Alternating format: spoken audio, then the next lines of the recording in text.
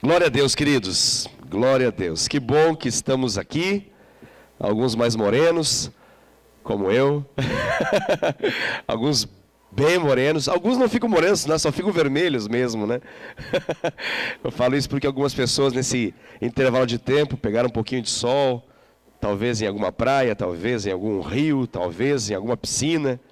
Então nós estamos retomando aí as atividades, né, nesse período pós-recesso, e é uma bênção estar aqui. Quero, no nome de Jesus, que você possa receber essa palavra que eu tenho a ministrar ao seu coração nessa noite. Nessa noite, vamos fazer um pouquinho diferente do que nós estamos acostumados a fazer já há algum tempo. Nós estamos ministrando uma série de mensagens, você sabe disso, sobre dons espirituais. Eu vou dar uma puladinha, vou dar uma ministração mais diferente hoje, um tema diferente, que eu quero ministrar ao seu coração, e nós seguimos essa sequência de mensagens na próxima semana. Pode ser assim? Glória a Deus. Então, vamos que vamos.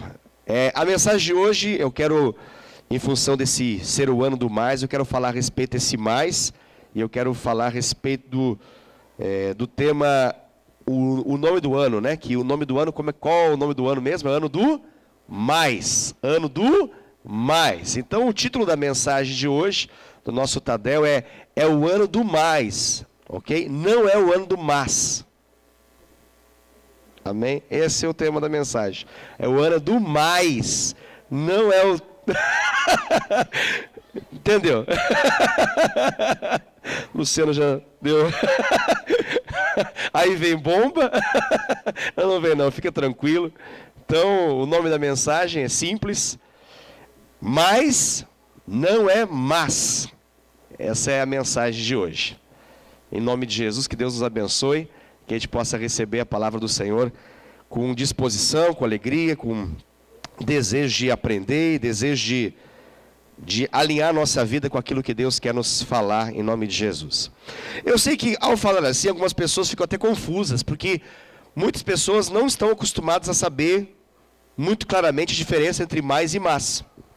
A gente sabe isso quando algumas pessoas escrevem, como no nosso tempo está cada vez mais extinto essa maneira de escrever, né? Então as pessoas já não escrevem muita coisa. A maioria das pessoas faz a prática da comunicação por meio de uso de letras através de um smartphone. Então elas digitam, elas tocam, né? E enviam mensagens. Mas é muito comum você perceber isso. Uma grande parte da população brasileira faz uma confusão muito grande na hora de colocar e usar essas duas palavras. Então é muito comum, e você lê e você entende, e ao entender você sabe de fato o que a pessoa estava querendo dizer. Então na sua cabeça você sabe se ela estava tentando dizer mas ou se ela estava tentando dizer mais. Mas é muito comum a inversão, é muito comum o uso equivocado das palavras. Por quê? Porque sonoramente elas são muito próximas. E quando você fala rápido, mas e mais, sai muito parecido. Então, algumas pessoas, por essa confusão de audição, essa confusão sonora, pela maneira como as duas palavras elas são mencionadas, às vezes na hora de escrever elas colocam literalmente a outra palavra que não é a que elas queriam. Por que eu estou falando isso? Porque é muito importante nós entendermos a diferença entre mais e mas. E para isso eu estou dizendo claramente que existe uma diferença grande entre mais e mas. Essas palavras só se parecem sonoramente. Elas não têm absolutamente nada a ver uma com a outra. São palavras com significados completamente distintos, completamente diferentes. Como assim, pastor? Quando alguém fala mais, o que essa pessoa está dizendo quando ela fala mais? Por exemplo, quando uma criança está aprendendo matemática e a professora está explicando a respeito da matemática, vai falar a respeito então de como que ela vai somar as coisas, ela vai explicar a respeito da adição. E para isso ela vai usar o símbolo, aquele símbolozinho do mais. E vai explicar claramente que cada vez que você quer somar algo, que você quer que o número se expanda, cresça, aumente, então você vai precisar fazer um cálculo usando esse símbolo que é o símbolo do mais. Então, obviamente, quando a gente fala mais, a gente está falando de algo que tende a crescer, algo que vai ser adicionado. Tudo que vem depois do mais significa que aquilo vai ser adicionado. Aquilo vai ser estendido, expandido, vai crescer. Então, quando se fala mais, a ideia é clara, e fica mais fácil isso, por isso que eu estou falando, fazendo essa explicação por meio da matemática, porque fica mais fácil, você sabe a ideia de sinônimo e de antônimo, né? Sinônimo são palavras que se parecem, que têm significado, que têm peso similar, palavras que elas denunciam algo igual. Ok? Então, antônimo são palavras completamente opostas uma à outra. Então, mais, ela tem um antônimo, que é justamente o menos. Ok? Antônimo. Falei antônimo é outra coisa, né? O antônimo de mais é menos. Então, fica fácil entender. Então, a gente ministrou um tempo atrás aí mais combustível. Então, o antônimo de mais combustível seria menos combustível. O Rafael trouxe para nós uma mensagem poderosíssima nesse domingo, falou a respeito de mais perto de Deus. O antônimo de mais perto de Deus, ou seja, o contrário de alguém que está mais perto de Deus, é alguém que está menos perto de Deus. Se você tira o mais e coloca menos, facilmente você entende. Aí tá tudo bem até então. E quando a gente fala mas, não tem nada a ver com mais. Eu sei que parece muito boba essa explicação, mas para algumas pessoas, talvez pelo tempo que estudaram, ou por não ter tido a oportunidade de se deter e entender esse assunto, elas confundem muito isso. E isso faz muito sentido para a ministração que eu vou trazer. Se eu não explicar isso como começo de conversa, a gente não vai entender sobre o que eu quero falar. Então, mais, o ano do mais está falando de algo que vai ser adicionado, algo que vai crescer, algo que vai se expandir, algo que vai aumentar a intensidade, aumentar os números, aumentar a quantidade, a qualidade, aumentar. Quando fala-se mais, essa é a conotação, essa é a ideia. Esse é o significado. Deixa eu colocar uma aguinha aqui, que eu preciso de mais água.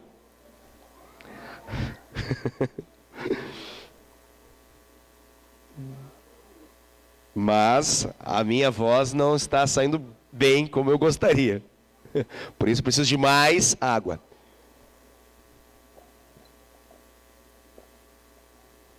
Muito bem. Quando a gente fala mas, a palavra mas, ela é costumeiramente usada para você explicar alguma coisa, e essa explicação vai ser contrária àquilo que é a primeira sentença, aquilo que foi falado inicialmente. Então, essa palavra mas, ela pode ser substituída por outras palavras, como porém, entretanto, todavia, contudo, e aí vem a explicação posterior. Então, quando se fala mas, sem o i, quando se fala essa palavra mas, ela é uma palavra que ela vai fazer uma objeção à primeira fala. Normalmente é essa a ideia do mas. Então, o mas, vamos assim, agora já entramos naquilo que eu quero ministrar. Ele entra sempre como uma justificativa do porquê não. Eu ia para o Nordeste, mas decidi ir para o Sul. Então eu estou explicando por que eu não fui para o Nordeste. Nessas férias, eu pretendia ir para Cancún, mas não deu. Fui para Presidente Getúlio. Então, ficou fácil de entender, né? Então, o mas, está claro, você tem uma sentença inicial, e aí entra o mas, o porém, o contudo, todavia, entretanto, que vai o quê? Vai explicar o quê? O porquê que não deu. E quando a gente explica o porquê que não deu, a gente tem um nome em português para isso. Qual será que é o nome? Alguém já falou, 2 falaram agora, 3 falaram agora, 4 falaram agora. Então vamos falar todo mundo junto. Desculpa. São as nossas explicações, as nossas razões, as nossas justificativas, nossos argumentos, para poder nos isentar de culpa. Essa é a ideia da desculpa. A ideia de me inocenta nessa aí. Me torna inocente, me elimina a culpa dessa história. Porque eu tenho um mas. E o meu mas, ele me explica. Ele argumenta para mim e me favorece. Essa é a ideia do mas. Então, o mas, ele normalmente, nem sempre, mas normalmente ele vai denunciar uma explicação do porquê que não aconteceu, porquê que não deu certo. O mas, ele é utilizado, como eu disse, para poder justificar a primeira frase. Ela é uma oposição à primeira sentença, à primeira frase, à primeira afirmação. E é sobre isso que eu quero ministrar um pouquinho hoje, porque eu acredito que nós precisamos desse pontapé inicial nesse ano de 2020, antes de nós continuarmos a falar a respeito de dons espirituais. Eu acredito que nós precisamos dessa clareza do que esse ano é. Esse ano é o ano do mais. Ele não é o ano do mas. Em outras palavras, esse ano é o ano do mais. Ele não é o ano das desculpas, das justificativas, dos bons argumentos, que sempre nos inocentam, que sempre nos favorecem, que justificam as nossas falhas, que justificam as nossas impossibilidades, nossas incapacidades, que justificam a nossa inoperância, que justifica a nossa frieza, que justifica tantas e tantas e tantas coisas que a gente poderia falar. Para tornar um pouco mais claro isso, eu coloquei um pouquinho aqui no papel, por isso que eu estou olhando bastante para o papel hoje. Coloquei aqui no papel alguns mas que a gente utiliza na obra de Deus. Talvez você já tenha ouvido. Espero que não seja algo que você já tenha falado. Mas, porém, todavia, contudo, entretanto, se você falou, eu espero que Deus venha com mais dele sobre a sua vida, que você mude isso, em nome de Jesus, e decida nesse dia, nessa noite, em especial, nessa oportunidade que Deus nos dá, de nós nos arrependermos dos nossos mas, para poder vivermos, então, o mais dele, em nome de Jesus. Algumas frases utilizadas, e muito utilizadas, talvez algumas você se identifique, outras você talvez custe um pouquinho para entender, porque não é do seu feitio, não é do seu perfil, não é sua maneira de pensar e lidar, mas são frases que com certeza são utilizadas em alguns momentos quando as pessoas, elas querem se isentar, se desculpar do porquê não se lançam na obra de Deus, porquê não operam para Deus, porquê não trabalham para o Senhor, porquê não servem ao Senhor, o que elas justificam, quais são os seus argumentos. Alguns aqui, eu listei 27 só.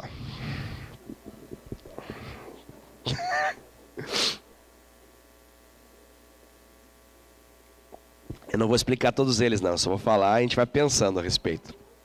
Graças a Deus, né? Senão a gente tinha que fazer uma série de ministrações, tipo dons espirituais, para poder falar a respeito do ano do mais e não do mas. Então a primeira que eu acredito que exista é o seguinte mas não é minha responsabilidade. Mas não é minha responsabilidade. Então quando surge a responsabilidade, a fala é, mas isso não é minha responsabilidade. Eu estou fora dessa. Não é comigo isso. Isso é com outra pessoa. Ou deveria ter alguém para fazer isso, mas eu? Não. Mas não é minha responsabilidade. Um segundo, dentre 27, mas. O outro mas é, mas se for desse jeito, eu não faço. Mas se for desse jeito, eu não faço. Se for de outro jeito, se for do meu jeito, aí beleza, mas se for desse jeito aí, eu tô fora. Desse jeito não. Mas por que não? Se for desse jeito, tô fora. Desse não. Um terceiro mas aqui. Mas ninguém me avisou. Fizeram, não me avisaram. Brincadeira. Esqueceram de mim. Esqueceram de mim. Ninguém me avisou. Por que você não... Mas ninguém me avisou. Mas ninguém me mandou uma mensagem. Mas ninguém me mandou um e-mail. Mas ninguém me avisou no WhatsApp, de forma particular. Mandaram no grupo. Mas ninguém me avisou. Avisaram a geral do Corinthians. Mas comigo não. Então, foi por isso que eu não fui. Foi por isso que eu não participei. Foi por isso que eu não me envolvi. Foi por isso que eu não estou fazendo até então. Porque eu ainda estou esperando que me avise. Mas ninguém me avisou. Então, é um mas aí. Quarto mas para não fazer as coisas de Deus. Mas eu não tenho dinheiro. Eu não tenho dinheiro. Até eu queria, mas eu não tenho dinheiro. Tadinho de mim. Eu não tenho dinheiro. Você sabe, né, que eu não tenho dinheiro. Você sempre soube que eu não tenho dinheiro. Você sempre vai saber que eu não tenho dinheiro. Ninguém te avisou que eu nunca tenho dinheiro? Então fique sabendo, eu não tenho dinheiro. É por isso que eu não fiz, por isso que eu não participei, por isso que eu não me envolvi, por isso que eu não liderei, por isso que eu não estou aí, porque eu não tenho dinheiro. Essa é um outro mas que surge bastante em relação à obra de Deus. Outro mas que é comum mas não adianta nem tentar. Isso não dá certo. Eu já sei. Esse é o mas dos conhecedores de plantão. Aqueles que estão capacitados em todas as informações, que já tentaram tantas vezes e chegaram à conclusão de que nada dá certo. Então surge uma novidade, surge um comando, surge algo criativo e a resposta é, mas se for desse jeito aí, já vou avisar antes para ninguém falar que eu avisei depois, porque aí todo mundo no final diz que, porque não avisou no começo, já sabia que não dá certo, então eu já vou avisar agora. Desse jeito não dá certo. Não vai dar certo, não. Já tentei, não adianta. Não vai dar certo. Às vezes não é só em relação ao que o outro está fazendo, mas eu já tentei. E eu sei que comigo não dá certo. Tem pessoas que justificam assim também. Outro mas, em relação à obra de Deus, mas é que eu estou cheio de compromisso. Puxa vida, agenda apertadíssima. Terrível. Não sei como é que eu vivo, na verdade. Eu tenho muito compromisso. Vou ter que dar uma olhadinha na minha agenda até. Talvez tenha que falar com o meu secretário. Não sei. Vamos ver. Não posso garantir nada agora, porque eu tenho muito compromisso. Mas vamos ver. Mas já adianto. Tenho muito compromisso. Sou uma pessoa muito comprometida, sou muito compromissado. Puxa vida, eu não sou como essas pessoas que têm tempo, sabe? Tem muita gente que tem tempo na vida, né? Tem muita gente aqui na igreja que tem tempo. Essas mulheradas aí que ficam sem trabalhar, elas têm tempo, elas devem fazer as coisas. Mas eu sou uma pessoa muito comprometida. Eu tenho muita coisa para fazer. Diferente desse povo que tem muito tempo aí. Eu não tenho. Eu tenho uma restrição muito... Meu tempo vale ouro. Tempo para mim, olha, fácil não. Ai. Eu até queria, mas eu não consigo chegar cedo. Não dá comigo, eu já tentei, eu não consigo chegar cedo. Eu até gostaria, mas comigo não dá. Não sei o que acontece, sempre fui assim. Já tentaram tratar isso na minha vida, não consigo. Eu tento, me esforço, coloco o alarme, despertador, faço tudo. Baixo aplicativo de organização. Mas, olha, já vou te antecipar, não adianta contar comigo. Eu até seria uma boa pessoa para isso, mas eu tenho essa dificuldade. Eu não consigo chegar cedo. Então não vai dar. 4:30 da manhã? Não vai dar. Não vou não, porque... É muito cedo, comigo. Eu começo assim a funcionar lá depois das 10:30 da manhã.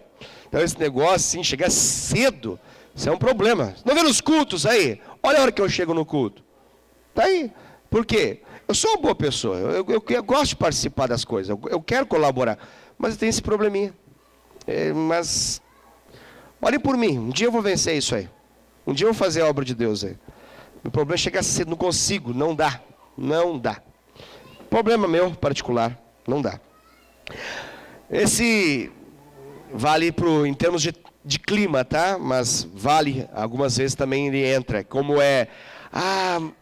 hoje não vai dar, porque, tá muito frio. Tá muito frio. Hoje, tá muito calor, tá muito quente. Vinculações ao tempo, em relação ao clima, em relação a muito seco. Estou com as narinas assim, meu Deus, muito seco o tempo hoje. Não consigo, não sei o que fazer. Acho que não vou poder participar. Até queria, mas seco demais o tempo. Está muito quente, não sei como vocês aguentam. Que coisa. Eu vou lá. Mas vai fazer a comunhão nesse sol? Comunhão nesse sol? Vocês estão de brincadeira. Comunhão no sol? Não vou participar, não. Porque... Não, muito quente, gente. Por favor. Hoje está muito frio. Eu até queria ir na célula. Eu até queria liderar a célula. Eu até queria fazer algo. Mas é muito frio, gente. Está um frio de lascar. Essa fase aí que entra agora, daqui a pouco ali, mais para lá. É muito frio, muito frio. Coisas em relação ao clima. Essa aqui também vale. Um outro mais. Mas eu sou muito tímido. Sou muito tímido. Meu problema é a timidez. Eu até queria, na verdade, mas eu sou muito tímido. Sou muito retraído. Eu sou muito para dentro de mim mesmo. Eu não sou para fora. Então, não vai dar certo isso. Não adianta apostar em mim. Não adianta pensar que eu vou fazer um dia... Você não vê que eu sou tímido? Eu sou extremamente tímido, sou tímida. Não é comigo esse negócio. Outro. Mas eu não sei lidar com as pessoas. Eu até queria, mas eu prefiro os animais. Eu não gosto, assim, não dá. Fosse com pet dava, mas é com gente, é complicado. Não sei. Mas eu não consigo abordar as pessoas. Eu não sou como aquele irmão lá, ou aquela irmã lá, que são assim. Sabe, eu sou mais acanhado. Eu não sei assim, chegar. Eu não sei puxar papo. Eu não consigo. Por isso que eu não faço a obra de Deus. Eu não tenho esse traquejo, essa habilidade de relacionamento. Eu não sou tão relacionável assim. As pessoas que me conhecem sabem, eu sou mais solitário, eu sou mais na minha, sou mais do meu jeito, assim, eu sou muito sistemático, então eu prefiro não lidar com esse negócio, não. Vai dar problema isso. Eu prefiro ficar fora desse negócio aí. Eu não sei abordar as pessoas.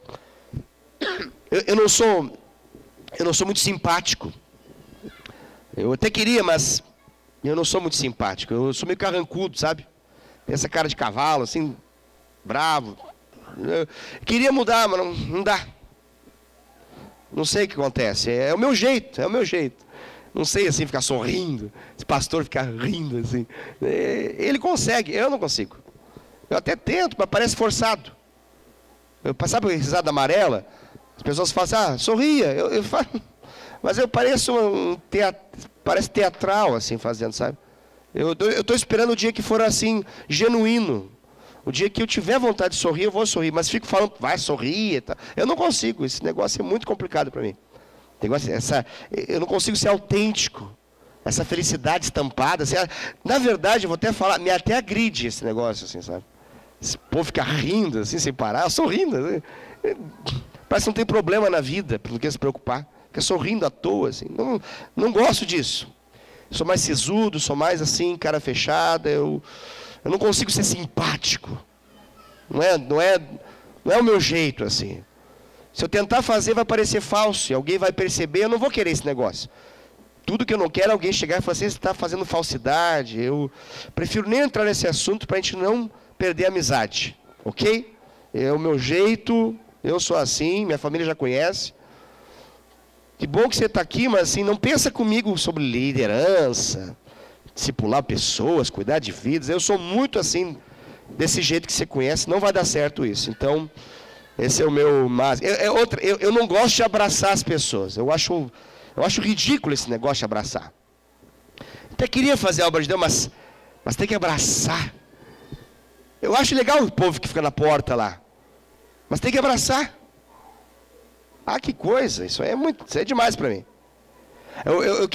Eu cheguei a pensar um dia ser líder de célula, mas eu vi o líder tem que ficar abraçando as pessoas.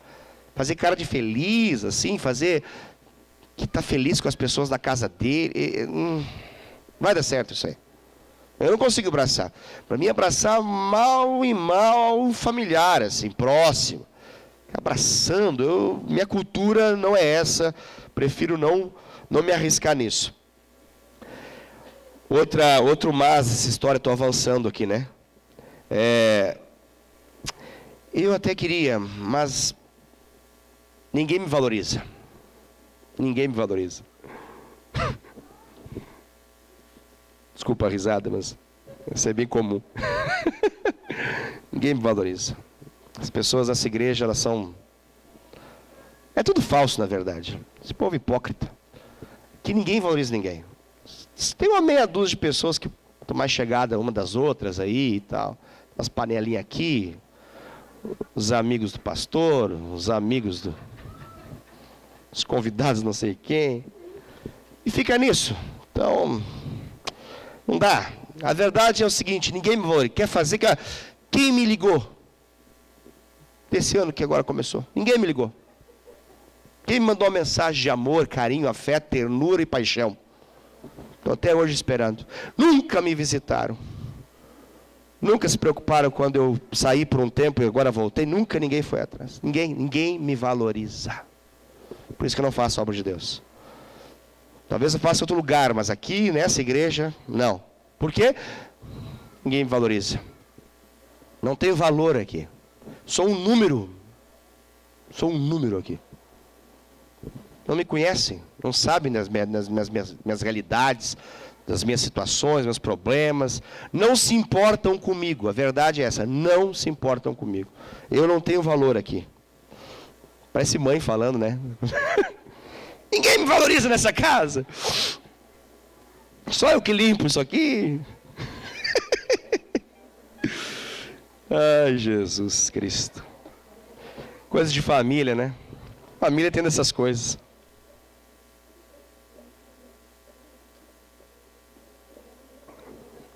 Outras razões por que a gente não faz a obra de Deus, ou abandona aquilo que nós estamos fazendo na obra de Deus, mas não tem nada para fazer nessa igreja. Tem também esse caso. Porque na verdade são sempre as mesmas pessoas. Por que eu vou fazer? É sempre esses aí, ó. Esses aí. Os que saem na foto, os que são marcados nas redes sociais. Esse grupo aí, esse aí. Essa panela. Eu não vou. Estou fora. Eu hoje cheguei à conclusão. Não tem nada para fazer nessa igreja. Nessa igreja, não. Aqui eu não sou valorizado, os meus dons, talentos, minhas vocações, minhas aspirações, minhas inspirações, elas não são úteis. Aqui, tudo que tem para fazer, se é que tem alguma coisa para fazer, que eu não sei ao certo, mas se tiver, já está sendo feito por essa meia dúzia. Eu não me vejo parte disso. Estou fora. Outra fala mas o problema não é meu. Essa é ótima. Mas o problema não é meu. Tal coisa, mas o que tem a ver com isso? O problema não é meu. Cada um que procure quem é o dono desse problema. Eu não tenho nada a ver com isso. Não quero, não estou fora. Outra, mas eu tenho muita coisa para fazer. Eu tenho muita coisa para fazer, por isso eu não me envolvo. Porque se eu me envolvo, quando eu entro em alguma coisa, eu entro com tudo. As pessoas da minha casa me conhecem. Se eu falo que vou entrar,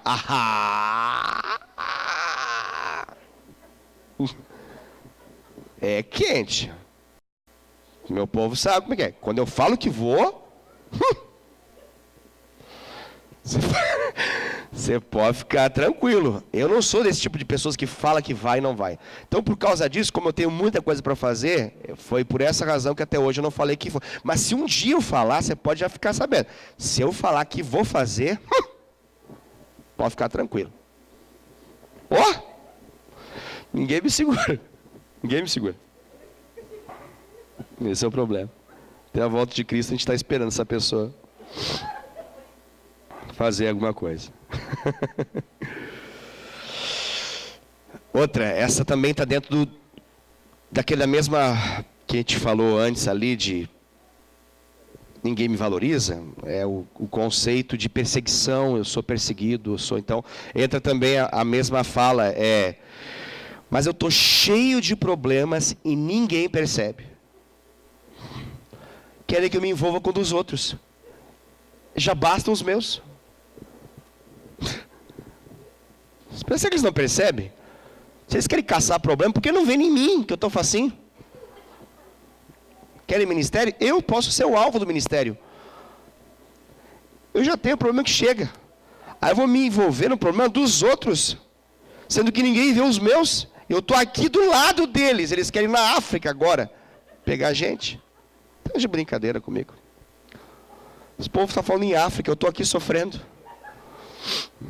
Esse povo fala em Chile, fala em Alemanha. Eu tô aqui do lado deles, não vê. Aí vem com esse papo de culto de missões. Estou fora disso. Ainda quer que eu dê dinheiro para esse negócio. Tá de brincadeira. Eu até queria, mas é que eu não gosto de ficar mais tarde no culto. E você sabe, o culto acaba tarde, né, irmãos? Então não dá. Não dá, eu até queria, mas é que eu não gosto de ficar mais tarde no culto. Não sei, é coisa minha, não gosto. Acho ruim esse negócio de ficar tarde. Programações assim que ficam tarde, passa das 10 horas, aí tem comunhão, conversa e reunião. Prefiro não me envolver com esse negócio assim. Muito trabalho isso aí. Muito tarde. As coisas não têm horário. Desorganizado esse povo. O povo não pode ser assim. É errado fazer desse jeito. Se fosse outros horários, eu até talvez poderia, mas desse modo, acaba tudo muito tarde nessa igreja. Tudo que é programação acaba muito tarde aqui. Até aquilo que falam que é rápido vira demorado. Não dá. Então não é que eu não quero, é que eu não posso. É uma questão minha, assim. Eu gosto de dormir cedo mesmo. Gosto de dormir cedo. Não gosto de dormir tarde. Chega tarde em casa, tem que fazer janta. Aí estudar. Não vai dar. Eu preciso dormir cedo. Essa é muito ouvida. Eu até queria, mas o culto é muito extenso, pastor. Não dá. Aí, tem ministérios que estão ligados ao culto. O culto começa às 7, sei lá que hora vai acabar. Não dá para participar desse jeito, assim, de se envolver ministerialmente. Não dá. A gente não sabe. O pastor tem que botar assim o horário. Qual hora que acaba o culto, pastor? As coisas tem que saber o horário para acabar. Tem que ter hora para acabar as coisas, não tem? A gente vai no teatro CIA ali, tem hora de... Começa a hora, duração, tal. Vai no cinema... O filme começa da hora, duração, 1h20, 1h30. A gente sabe que hora acaba. E o culto? Não se sabe. Assim não dá. Eu gosto de igreja que as coisas são mais claras. Assim, hora para começar, hora para acabar. Tá fácil. Eu gosto assim. Tomara que um dia seja assim. Se for assim um dia, daí eu vou me envolver mais. Já anota aí, ó. O dia que for mais organizado no tempo, pode contar comigo. Estou dentro. Aí pode ficar tranquilo. Essa é boa também, muito utilizada. Olha, eu até queria me envolver mais com a obra de Deus, mas nessa igreja as pessoas bagunçam muito, elas bagunçam tudo. Igreja bagunçada demais. O povo desordeiro. Tá louco. Coitado do pastor, dá até pena. Ele vive falando as coisas que quebram, que destroem, que sujam. Eu gosto, eu participo até até ali, porque se envolver muito é uma bagunça. É criança, bateria então, tá louco. Isso é uma festa, tem dia que tem 6 batendo na bateria. O pastor não fala nada. Os pais, cadê as mães? Finge que não estão vendo. Tá lá. Eu não sei mais. Eu até gosto da igreja, eu tenho identificação com a igreja, mas olha, tem uma coisa que eu desaprovo nesse ministério, é a bagunça. Muito bagunçado. Esse altar aí, olha que bagunça isso. O povo faz o que quer, não tem organização. Então, eu não gosto de coisa organizada, não gosto de coisa bagunçada. Se eu entrar, vai dar problema, porque eu sou crica em relação a isso.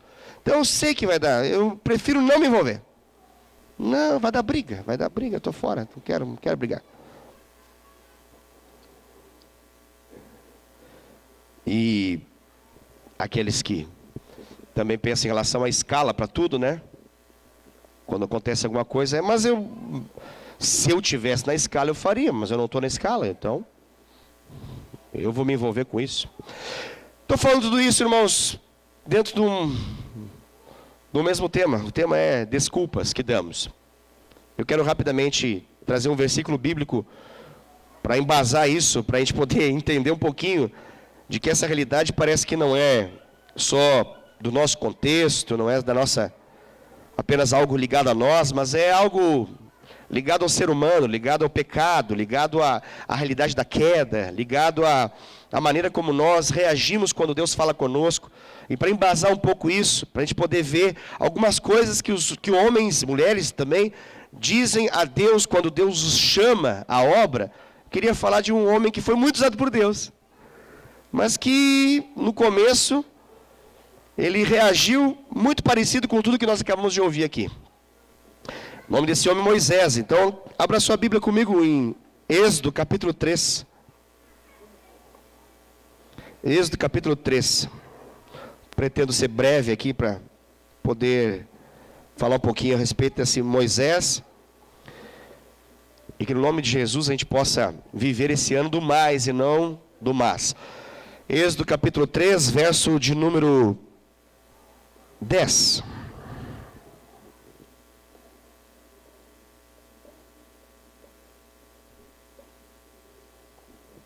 Vamos ver algumas desculpas aqui. Alguns mas que o nosso querido Moisés disse ao Senhor quando Deus o chamou. Então o versículo 10 do capítulo 3 de Êxodo diz assim, vem agora e eu te enviarei a Faraó, para que tires o meu povo, os filhos de Israel, do Egito. Então tem todo um contexto aqui, você conhece o texto, não precisa explicar muito. Versículo 10 já nos dá um belo resumo. Temos um chamado aqui de Deus. Deus está chamando Moisés para que ele possa fazer isso aqui. O que é para fazer? Libertar, tirar o povo de Deus, o povo de Israel, da opressão do Egito. Deus chamou ele para ser um libertador. É isso. Ele vai ser usado nas mãos de Deus para libertar esse povo. O que ele responde? Vamos ao versículo 11. O versículo 11 tem aqui um retrato interessante, muito ligado a vários dessas desculpas que eu acabei de falar. Claro, essa lista que eu dei é uma lista básica, poderia ser expandida muito. Só estou dando alguns exemplos para que a gente possa entender. Então, o versículo 11, a resposta de Moisés a Deus foi: quem sou eu? Quem sou eu para ir a Faraó e tirar do Egito os filhos de Israel? Então, o resumo da obra aqui está no quem sou eu? Essa pergunta é uma pergunta fácil de poder entender o espírito que está nela, a ideia que está por trás dela. Qual que é a ideia aqui de Moisés? A ideia de Moisés é simples. Diante da obra, diante do chamado, diante daquilo que Deus o chamou a fazer, a questão dele é: eu não sou nada, eu sou incapaz, eu sou pequeno demais, eu não dou conta, eu não sou capaz de fazer algo semelhante, eu não dou conta de realizar isso. Quem sou eu? É uma pergunta que normalmente quem faz é quem está debaixo de um complexo de inferioridade, alguém que está olhando para si mesmo no espelho, diante de um grande desafio, E aquilo que ele vê no espelho é tão pequeno diante de algo tão grande que é o desafio. Então, o problema aqui dessa desculpa são os olhos, porque os olhos de Moisés, eles estão mirando o que não deve ser olhado. E essa pergunta aqui, ela é uma pergunta que mostra que os olhos dele estão mirando no espelho, invisível, mas real. Ele está se vendo, ele está dizendo, olha, eu sou um líder errado para isso. Eu sou a escolha errada. O Senhor está equivocado, o Senhor está enganado. Eu não. Eu não sou bom, eu não sou palho para isso. Eu não sou capaz dessa realidade. Eu não dou conta disso. Muitas pessoas que elas são chamadas por Deus, elas recusam, elas declinam do papel que Deus quer para elas, porque elas justificam isso em alguma incapacidade. Eu dei alguns exemplos aqui. A lista poderia ser muito maior, como eu disse. Mas é uma lista que denota o quê? Uma resposta que justifica que eu não dou conta, eu não vou fazer porque eu sou incapaz, eu não sou hábil, eu não sou bom o suficiente, eu não estou no nível adequado. Eu não tenho aquilo que precisa para dar conta daquilo que está sendo chamado. E o fato é, queridos, que a gente sempre vai encontrar, dentro desse pensamento de Moisés aqui, se nós não olharmos para o alvo que deve ser olhado, a gente sempre vai chegar a uma conclusão semelhante a essa. Por quê? Porque se nós olharmos no espelho, diante do grande desafio que é a obra de Deus, o padrão de pensamento vai ser igual ao de Moisés. Quem sou eu? Se eu olhar para o lado e perceber as outras pessoas, aí muitas impressões podem vir. E me parece que sempre quando envolve a obra de Deus, a gente costuma se comparar com aqueles que são os grandes dentre a obra de Deus. E gera uma ideia de que eu não posso, porque eu nunca vou ser como ele, eu nunca vou ser como ela, eu nunca vou ser tão bom quanto. Então nessa lógica, eu sempre vou encontrar alguém mais do que eu, para justificar o meu mas, do porquê eu não posso. Deu para entender? Ele é mais inteligente, ele é mais espiritual, ele é mais crente do que eu, ele é mais forte, ele é mais eloquente, ele é mais estudado, ele é mais versado nas palavras, ele tem uma habilidade maior, ele é mais amável, ele é mais querido, ele é mais especial, ele é mais chegado no homem, ele é mais querido de não sei quem, ele tem mais intimidade do que eu, seja com Deus ou com o líder, ele é mais. Então, na comparação de que o outro é mais, isso faz com que eu seja o menos. E isso justifica o meu mas. Isso justifica o porquê que eu não posso, porquê que eu não consigo. Qual que é o problema de Moisés aqui? O problema de Moisés é porque ele está olhando para o lugar errado.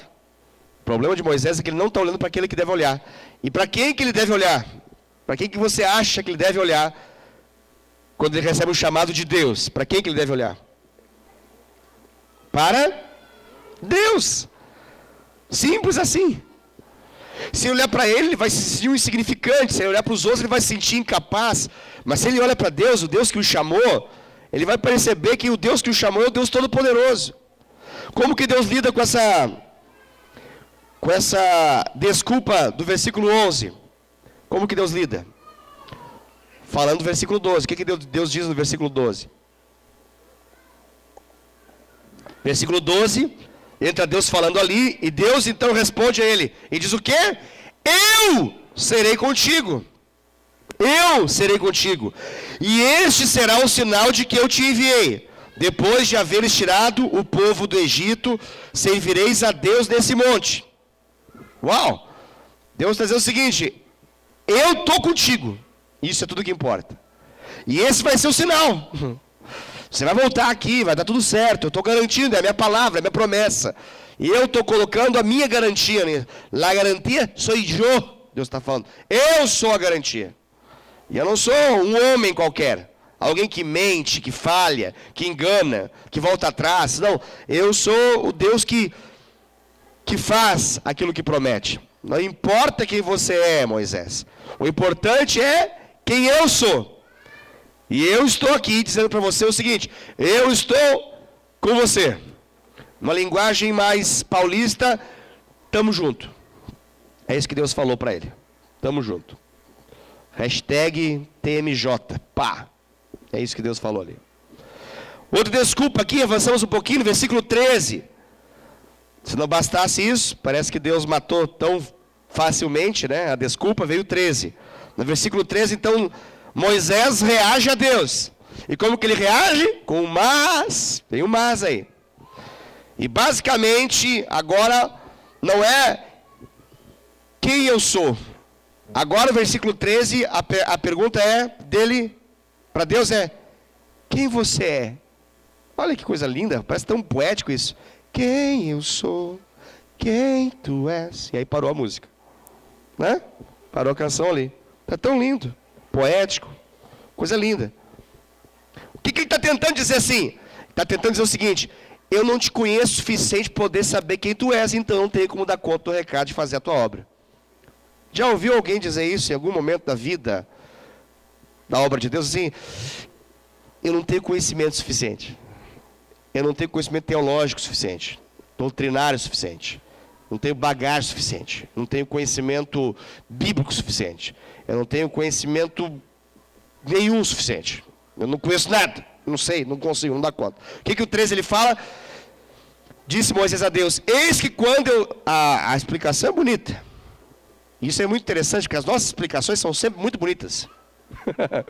Grave isso. As nossas explicações para justificar os nossos erros e as nossas recusas a Deus, elas são lindas. E detalhe, elas são evangélicas.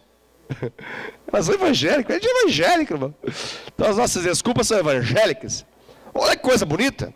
Parece que ele está jogando para Deus assim: eu queria tanto conhecê-lo mais. Ah, como eu queria ter mais intimidade para poder fazer a tua obra, Senhor. Mas o Senhor sabe que eu não tenho tanta intimidade, então eu vou perguntar: quem é o Senhor? E o dia que o Senhor mostrar quem tu és de fato, de verdade, então o Senhor sabe. Ah, pode contar comigo. Ladainha evangélica. Ladainha evangélica. Papo de quem um dia quer ser alguma coisa que nunca de fato quer ser. Mas fica falando para os outros que um dia vai. Quando ele mesmo sabe que não vai. Vai, um dia, vocês vão ver. Um dia. Para. É o que ele está querendo dizer ali. Como que ele vai espiritualizar essa fala, tentando dizer, eu não conheço o suficiente? Olha que espiritual, ele vai falar. Eis que quando eu vier aos filhos de Israel, e lhes disser, o Deus de vossos pais me enviou a vós outros, e eles me perguntarem, qual é o seu nome? Que lhes direi? Oh. Pastor, não entendi. O que ele está querendo dizer? Ele está dizendo o seguinte, ó. Eu não sei quem direito o senhor é. Então por isso que eu não aceitei até agora o desafio. Está entendendo o papinho? Como é que se resolve isso? É uma questão, né? Como é que se resolve isso? A resposta de Deus é interessante. Deus ele é meio prático, ele é meio... Pá! Tem muito, né? Não fiquei saboando muito, não passa nada. Não tem creminho.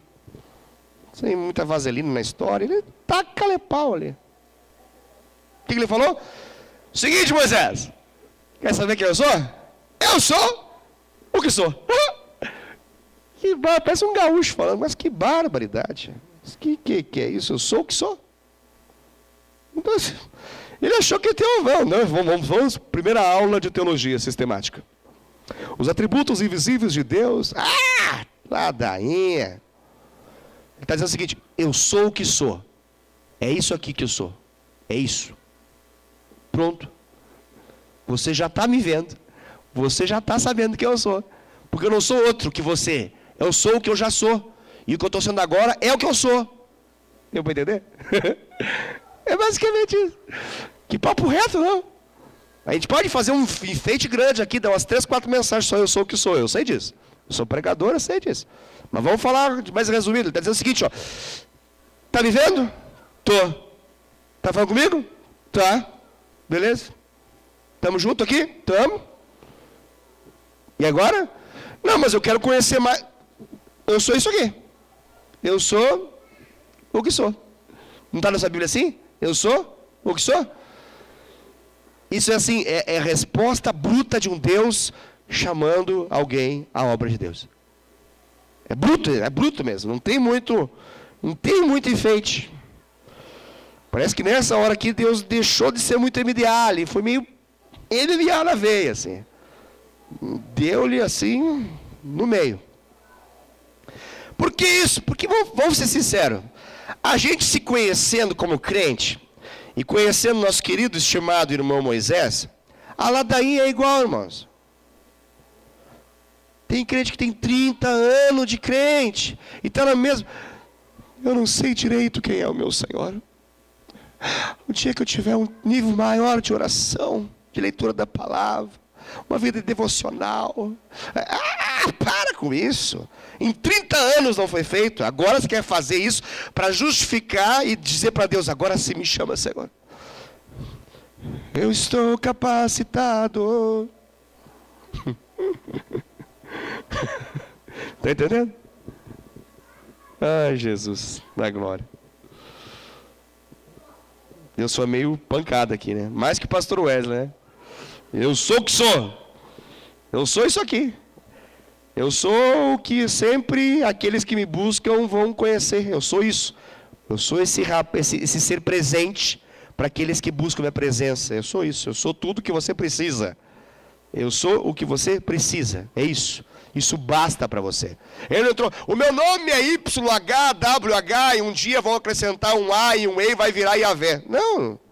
Ele falou, eu sou o que sou. Ele não deu nome, não deu muita coisa, não falou, eu sou o povo que tirou, nada. Por quê? Porque Moisés está enfeitando ali. Ele conhece o coração do Moisés. A segunda desculpa, ele já conhece a terceira, a quarta e quinta. Então ele já está indo para o que vamos ver. Está entendendo? Amém. Glória a Deus. Mas a história avança, o livro é bonito, vale a pena ler mais. Mas vamos pular um pouquinho para a gente poder finalizar. Vamos para o 4. Vamos pular bem agora para o lado. Porque o tempo é contra nós sempre. Então, capítulo 4, verso 1. Agora essa aqui é clássica, hein? É a terceira desculpa aqui. Capítulo 4, verso 1. Respondeu Moisés: mas eis que não crerão, nem acudirão à minha voz. Pois dirão, o Senhor não te apareceu. Basicamente, o que ele está querendo dizer é o seguinte: eles não vão me ouvir. Em outras palavras, ele está dizendo o seguinte: esse povo é muito ruim. Esse povo é muito duro. Esse povo é muito cruel. Esse povo não é bom. Se fosse um outro povo mais fácil, eu aceitaria. Mas esse povo aí que você quer que eu vá? Meu problema não é nem com o faraó. Meu problema é com o meu povo. É o que ele está dizendo.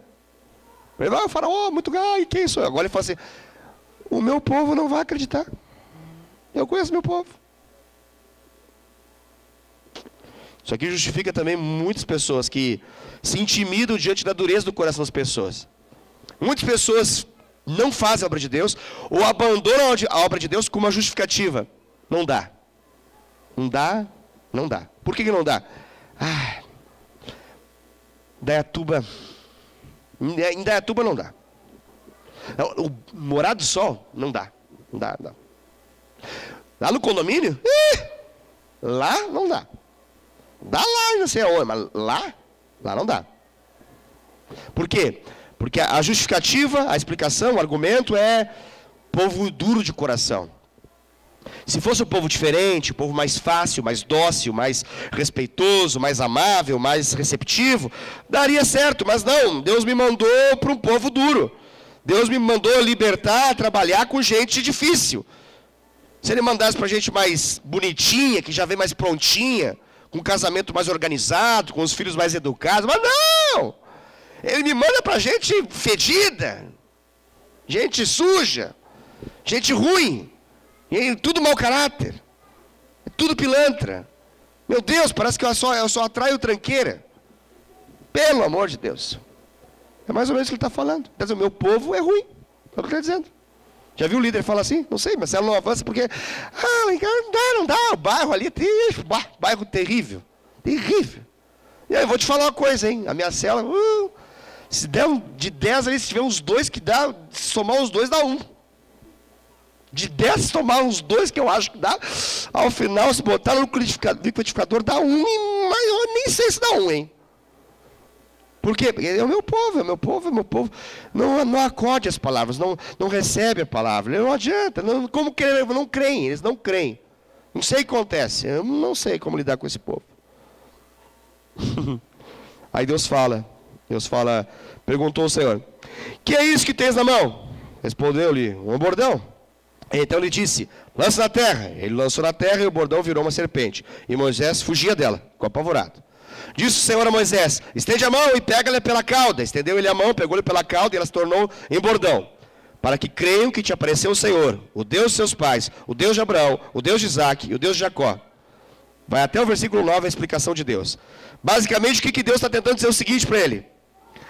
Quando eu estou no negócio, o negócio funciona do meu jeito, com os meus sinais, com o meu poder, com as minhas manifestações. O que você precisa é acreditar e obedecer os comandos, como os comandos que eu acabei de dar para você. Se você obedecer esses comandos, você vai ver e vai se espantar e vai se maravilhar com o que eu faço com aqueles que decidem acreditar no que eu estou falando. Em outras palavras, eu estou dizendo o seguinte, o problema não está na dureza do coração do povo. O problema está na falta de confiança e acreditar naquilo que eu falo. Eu estou te chamando. É o que Deus está falando com o camarada ali. Amém? Ainda bem que é com o camarada ali, né? Glória a Deus. Aleluia. Mas o Moisés era resistente. Não sei se você conhece pessoas resistentes. Não sei, talvez você já tenha conhecido alguma vez na vida. Mas o Moisés, ele era muito resistente. Rapaz, o homem era resistente. Ele não baixava a guarda tão fácil. E vamos ser sinceros, esse Deus queria muito usar o Moisés, né? Mas se sou eu, irmão, eu já falo assim, ô Moisés, vai te catar. Em nome de Jesus. Entendeu? Vai longe. Sai daqui. Eu falaria. Mas como não sou eu, é Deus. E Deus insiste, que eu fico até pensando, meu Deus, esse Deus é muito paciencioso, né? Para não dizer paciente. Ele é muito, muito longânimo. Demais. Porque agora, depois de tudo isso, aí já mostrou, detalhe, Deus já mostrou sinal, já jogou o negócio, bordão no chão, veio serpente, volta, meu Deus, tá lindo. Chega nessa altura, você fala, não, agora vai, né?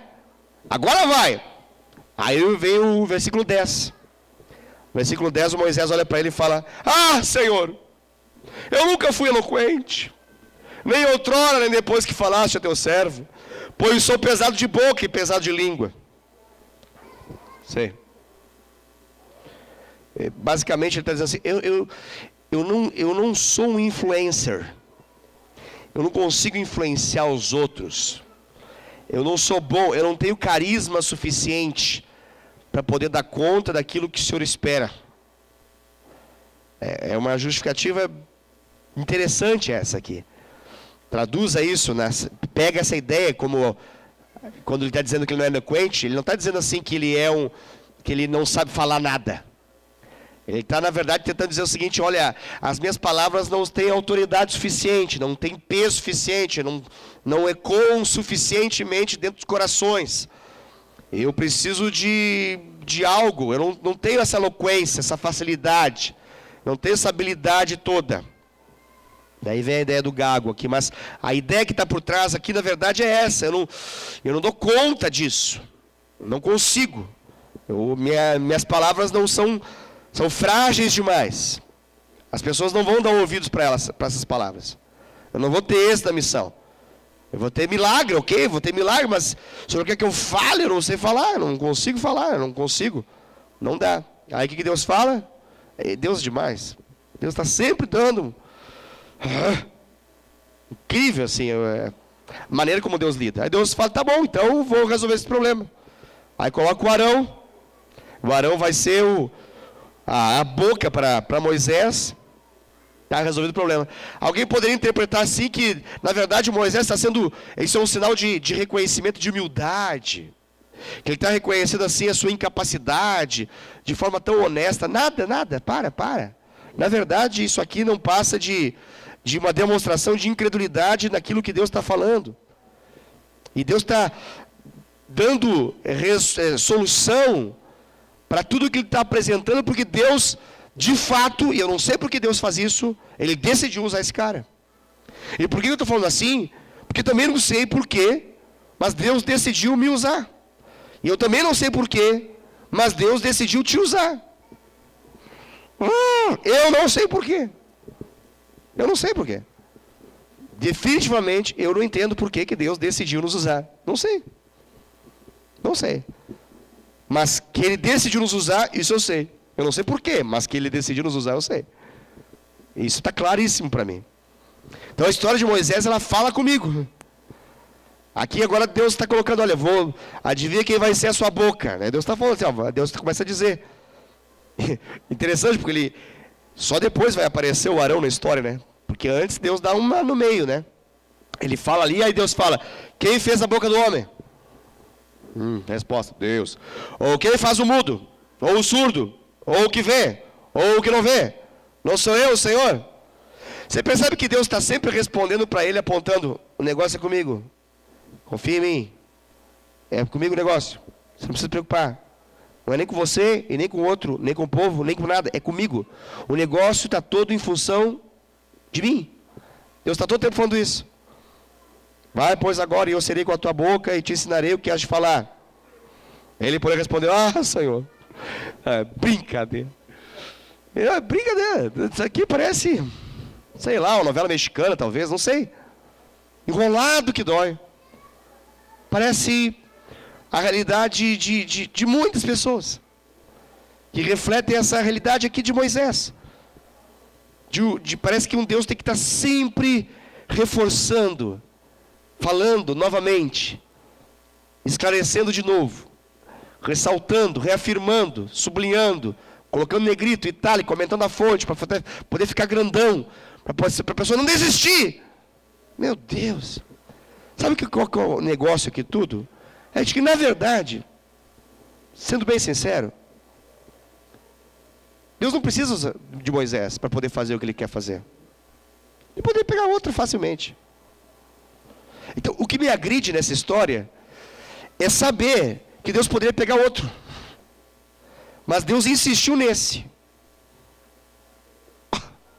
Que coisa, não? Entende? Não sei se você entendeu o que eu acabei de dizer. Deus insistiu nesse. É a mesma coisa que eu penso em relação... Eu sei que Deus poderia pegar outro, mas decidiu ir. Então, como que eu reajo à decisão de um Deus que olhou para mim e falou, eu vou te usar? Teve uma hora que eu tenho que parar com os meus mas. E eu tenho que apostar no mais que se manifesta por meio de confiar nele. Eu vou ter que parar com os meus mas. Em algum momento. Agora, para tudo. Só para... Eu queria acabar bem a mensagem, mas não tem como acabar bem essa mensagem aqui. Não dá. Não dá. Porque tem o versículo 13 ainda. O versículo 13 é o famoso é para acabar. É para acabar. O versículo 13 ele fala, Senhor, envia aquele que has de enviar, menos a mim. Traduza para mim, pastor Wesley. Tá bom. Ele está dizendo o seguinte, eu não quero ir. Agora para tudo.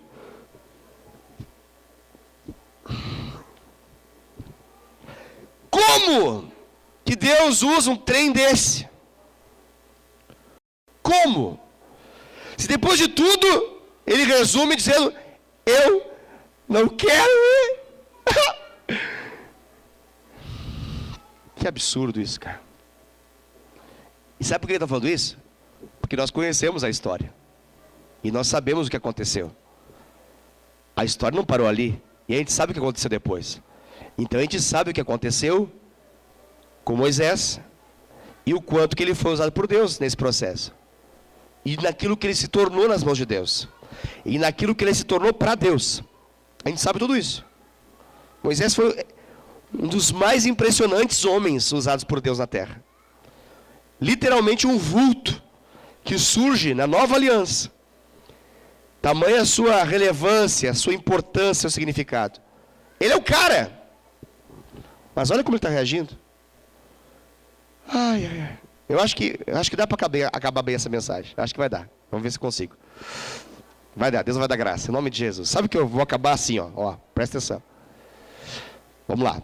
Se com Moisés, que falou, eu não quero, ainda assim, deu certo. Então, se em algum momento você já disse, eu não quero, você tem um bom parâmetro. E você tem uma boa de referência para poder saber que tem um Deus que pode te vencer no final dessa história. Permita-se ser vencido por Deus. Talvez vão ter algumas consequências quando Deus te pegar de jeito. Que Deus vai pegar Moisés de jeito. Tem uma hora que Deus pega de jeito ele. Tranquilo e calmo. É bom ser pego por esse Deus que nos ama. É bom ser alinhado por Deus. Mas é bom demais saber, isso me gera muita esperança, que a obra de Deus não está nem... E com isso eu encerro para poder quebrar toda a nossa lógica de pensamento. Parece louco que eu vou falar, mas eu vou falar isso. A obra de Deus, graças a Deus, não depende nem da vontade ou da falta de vontade.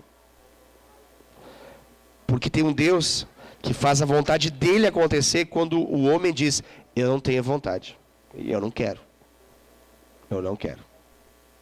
Graças a Deus. Graças a Deus que Deus nos ganha.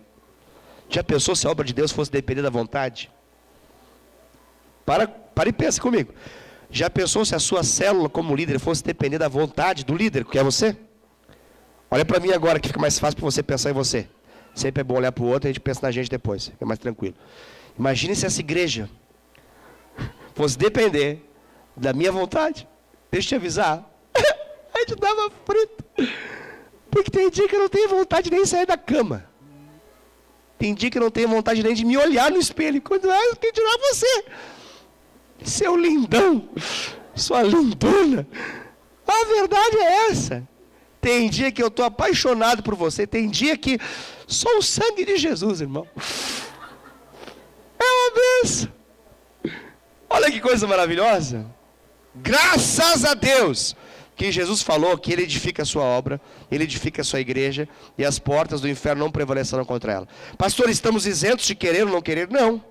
Eu estou dizendo que a obra de Deus, ela é, como o próprio nome diz, ela é de Deus. Ufa. E o negócio é simples, uma criança pode entender. Se você colocar assim, ó, e falar para a criança, filho, tem o bem e tem o mal. Ele, ai, tem o mal. Mas fica tranquilo, filho. O bem sempre vai vencer o mal. Oba! Uhul! Legal! Filho, o que você quer? Eu quero vencer. Se você quer vencer, que lado você vai escolher? O bem. Por quê? Porque o Senhor disse, você disse, que o bem sempre vence o mal. Então eu quero estar lá dos vencedores. Aí você vai falar, exatamente, acertou. Então, a sua escolha não é saber se o bem vai vencer o mal somente. É você se unir ao bem. É pegar a sua vontade e se colocar dentro daquele que com certeza no final vai vencer. Agora, tem um detalhe, você pode falar isso para a criança. O bem vai vencer o mal sempre. Beleza? Vai vencer. Vai vencer. Agora, cabe você colocar a sua vida dentro do lado dessa história chamada bem. Que se você não fizer isso, você vai se dar mal. Entendeu? Sim. Qual que vai ser a sua escolha? O bem. Ufa. Didaticamente perfeito isso, né? Troca agora, pega o bem, coloca Deus e sua vontade, a sua obra. Tá comigo? Ok? Muitas coisas vão dar errado nessa vida. Mas tem uma coisa que vai prevalecer e vai permanecer para a eternidade. O que é? É o bem? Filosoficamente falando, não. É Deus, o seu plano perfeito, sua vontade. Quando Deus fala, eu sou o que sou, Ele está dizendo o seguinte, seja esperto, cara. Para de olhar para você mesmo e cai para dentro aqui de mim. Vem comigo, neném. Gruda. Porque a certeza de vitória é 100% garantido que vai dar certo. Tá fácil entender. Por que tanta resistência? Por que tantas desculpas e razões, explicações, está fácil. Então, não é que eu preciso da sua escolha, senão eu perco. Porque eu vou vencer de qualquer jeito ao final, diz Deus. Eu estou te oportunizando, te dando o privilégio. E eu estou escolhendo fazer com que você possa cair para o lado de cá, que é o bem que vai vencer o mal. Entendeu, Moisés? Demorou bastante. Passou capítulos para poder entender isso. Ao final entende. E deu certo, graças a Deus. E Moisés é encontrado na Bíblia, e será encontrado na eternidade, como um grande homem de Deus. E eu fecho isso dizendo que, se esse Moisés foi tão relutante, e Deus pegou um homem tão relutante, com tantas explicações, e tantos argumentos, e tantas justificativas, e tantos mas, e quando ele entendeu a dinâmica de Deus, e ele caiu para o lado de Deus, Deus fez com que ele fosse mais e mais e mais e mais usado por Deus, até o ponto que Deus fala que eu falava com ele como um amigo fala com outro amigo, cara a cara, rosto a rosto, face a face, até o ponto disso. Então há esperança para a gente, em nome de Jesus. Amém?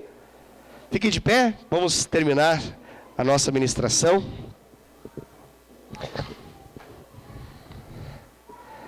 Glória a Deus. Deus é bom.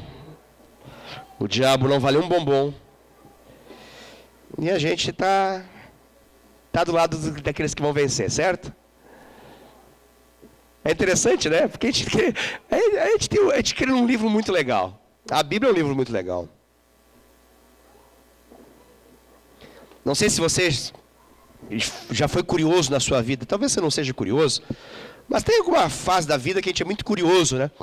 E a gente começa a fazer leitura, começa a ler. E é engraçado, você dá um livro para uma criança.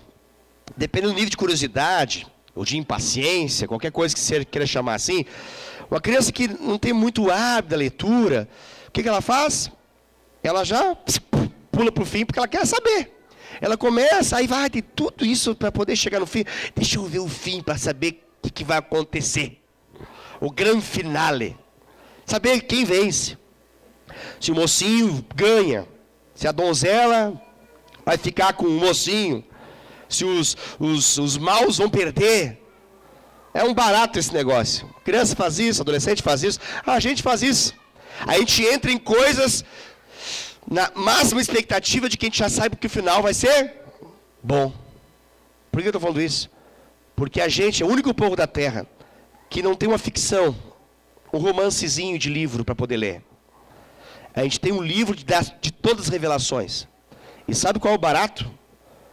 Que nós temos um livro que chama Bíblia Sagrada, que tem 66 livros ao todo. E que se você for curioso, o que você faz quando é curioso em relação à leitura?